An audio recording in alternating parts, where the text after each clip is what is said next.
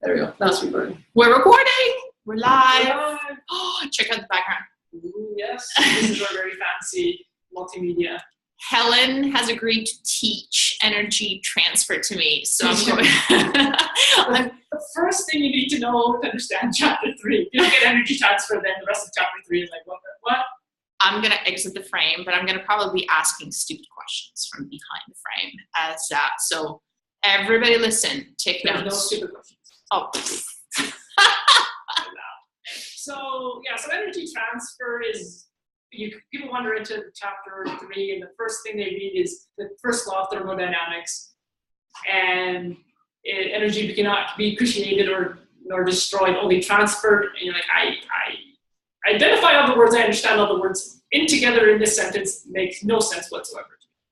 And what happens, I think this is very counterintuitive, in that all our chemical reactions that happen in our bodies, and if you burn a piece of wood, all the atoms that make up the wood still exist. You haven't lost any carbons, you haven't lost any hydrogens to energy. What has happened is the energy between them that keeps them together, the glue, the bonds, is what's changed, what's been transferred. So if you burn a piece of wood, what happens is the carbons and hydrogens come apart, and then the carbon attaches to an oxygen, so you get carbon dioxide, and you get water.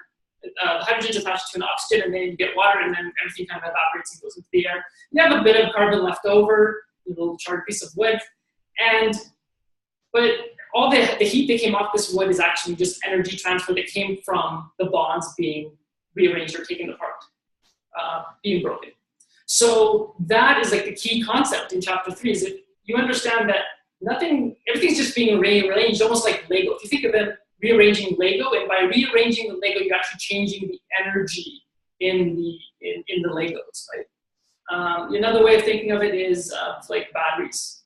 You think of the molecules basically containing energy within them, and then it can be transferred, but you don't lose. Like, it's not gone. You don't use up. The battery doesn't cease to exist. It's still there. It's just been rearranged. So just like with the example of burning a piece of wood, where we're not losing energy, but it just changes. The energy transfer in the body, would you say that we have one type of energy maybe becoming a different type of energy? I don't know if you call it a different type of energy. It just gets transferred to a different molecule that then can be used, which is what we get to the next video, is that you have carbs or you have fat, and they have energy, but your body can't, your cells can't use that in carbohydrates directly. It needs to be transferred to another molecule that your body uses. So I'll leave that for the next video, and I think that's kind of the overarching idea of energy transfer. And people think, and there's a paper that came out where they asked doctors and trainers and nutritionists what happens to fat when you burn it.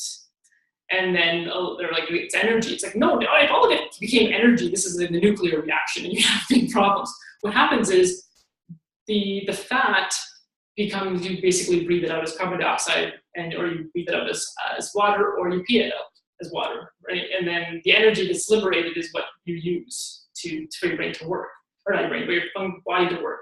So So every time I pee, I get rid of fat? That sounds great. Right, yeah, you breathe. Well, this is the thing, is it's not the driver, and this is where people get confused. They're like, if I just breathe really fast, then I'm gonna burn. It's like, no, that's not. You burn like 2 pounds of fat right there. No, so it's not the driver, and this is where people get confused. It's the outcome, but it's not triggering the reaction, but it's the outcome of the reaction. So peeing enough is not alone to burn no, fat. No, you have to. Your body's not like, well, we want to pee more, so we're gonna start burning fat. It's like, well, the consequence is that you have more pee when you burn fat. It's not the driver. So yeah. See, you never thought you were gonna get that in the video.